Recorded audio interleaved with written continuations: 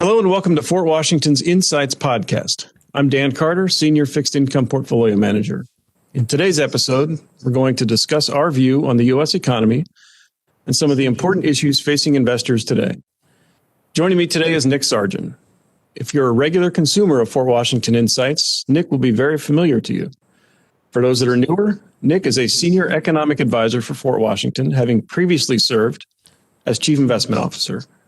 Prior to joining Fort Washington, Nick spent 25 years on Wall Street. Nick, thank you for joining me today.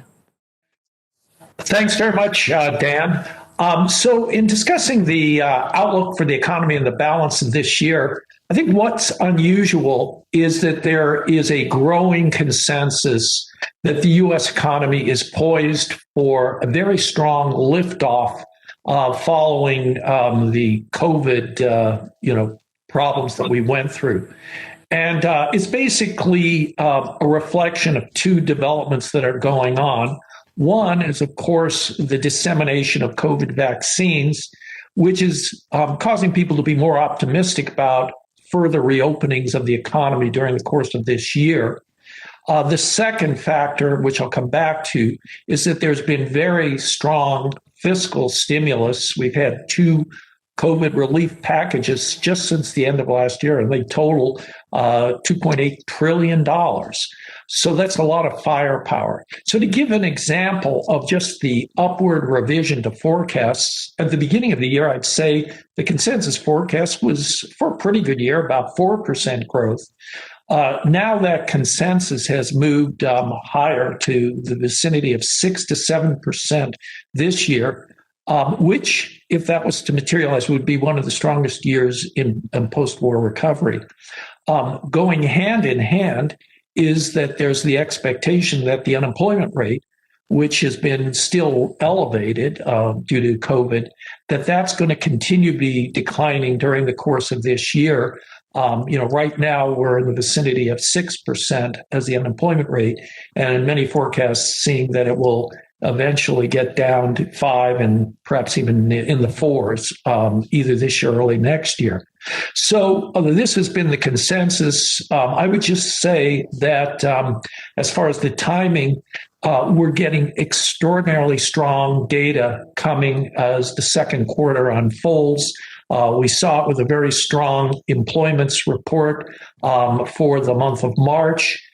This has been followed by very strong retail sales growth as well and industrial production. So virtually all the data are confirming that this is going to be a very strong quarter, perhaps on the order of 9 to 10% annualized.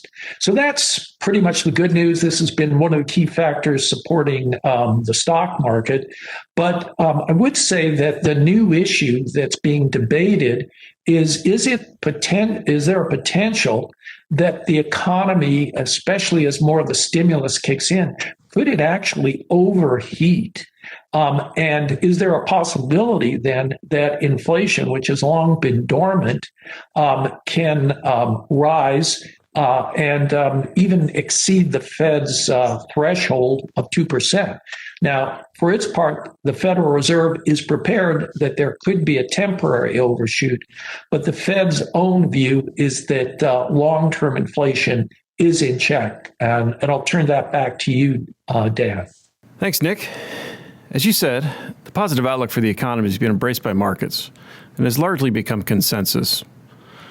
Relative to these higher expectations, what's the balance of risks, up or down? And what are the key data points you're watching to make sure we're on track? Okay. Well, I would say right now that if I took the consensus for the economy, as I was saying, 6 to 7%, I believe that there is the potential that it could be even above the consensus. And some of the reason is that we've already talked about the stimulus for COVID. But in addition to that, the Biden administration is launching its efforts to alter the structure of the U.S. economy, hoping to make it more productive. And they've come out with a infrastructure bill that they're proposing, which would be about 2.3 trillion. And this is likely to be followed by another bill, what they call human capital. So this won't all be spent in a year's time. It's supposed to be over a decade. But it just shows that there's the potential for more stimulus down the road. So that's one of the things. In terms of just the performance, really, right now, I'm monitoring the inflation developments. As I say, we expect to see some pickup of inflation. We're already seeing, a surge in commodity prices and the like. And the real question in my mind, though, is this indeed going to just be something that occurs for a few months' time, or is it going to last longer into the second half of the year? And that could cause investors then to begin to revise their expectations for a long-term inflation, which so far are in check. You mentioned fiscal stimulus. As something that's been highlighted as a risk by people such as former Treasury Secretary Larry Summers is the enormity of the fiscal stimulus relative to the gap in economic growth. The COVID response has been much more significant than the financial crisis, and therefore, the risk of inflation is higher this time. What do you think about this line of thought? And should we be concerned about higher inflation? Why might this time be different than the past 10 years where inflation has been consistently below 2%? Okay, Dan, I think those are key questions. So first on just the size of the fiscal stimulus, what we've seen in the battling the COVID pandemic is a multiple of what we saw in the global financial crisis. Global financial crisis was about $800 billion. Now we're talking about something maybe 6 times larger if I take all the stimulus since over the last year. So in terms of the budget deficit, that is now up to about 14% of GDP. And that's the highest in the post-war period. So that's, that. But if you really said to me, hey, we didn't see inflation, though, during the aftermath of the global financial crisis, I think that one of the reasons was that the Federal Reserve then was beginning its quantitative easing program, meaning it was going out buying massive amounts of bonds. And some people thought that would be inflationary. Well, it wasn't. And the principal reason was that basically banks just held excess reserves. So they didn't go out and lend the money, put it to work. So the difference that we're seeing this time is that with all the transfer payment, people getting these checks and everything, that people have built up excess saving. We're seeing a much higher saving rate than normal. And so one of the questions is there a possibility that as the economy opens, some of that money that's been stashed away as saving gets put to work, and then that becomes the source of the inflation. So I think there is the possibility that this time we could see inflation, whereas we didn't after the global financial crisis. I think something that's underappreciated is the Fed framework change in late 2019. So they made 2 important changes that are going to have implications going forward. One is they're targeting an average inflation rate of 2%. Versus a point estimate of 2%.